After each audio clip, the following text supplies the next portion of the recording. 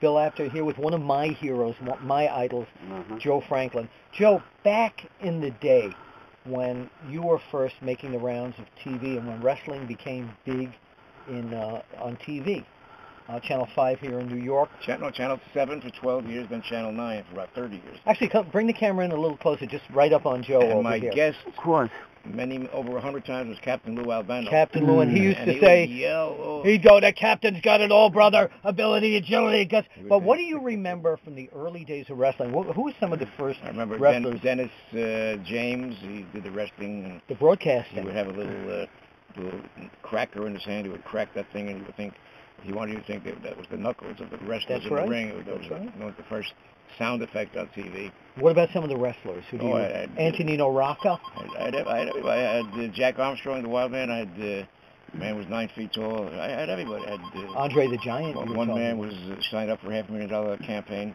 And Sergeant Slaughter from my show to make a toy commercial, and I got great But memories. I'm talking way back. Take 1 second. So some of the wrestlers that you remember, even growing up, did you? My toughest fight was with my wife. That was my toughest fight. Was that right? And who usually won? I always lost. And you usually lost that one. I had a fight with. Let me just think. I took on Joe Louis.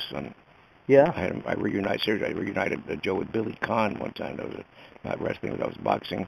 But you couldn't reunite Jerry Lewis with Dean, could you? I tried. I really tried. But Jerry Lewis and I had a little spat, but then we made up and we kissed later on.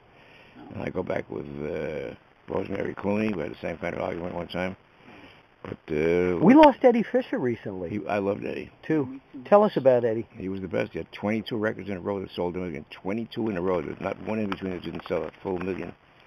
And how many wives did he have? It wasn't 22. He was married to everybody. Yeah. His license said to whom it may concern. Right. Wouldn't mind having the rice concession at his weddings, right? Be a millionaire today.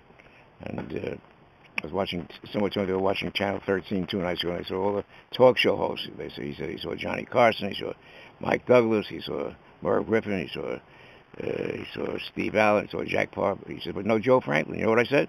They're all dead. That's right. You're right. And talking, right? You're right. Joe Franklin with Bill Apter.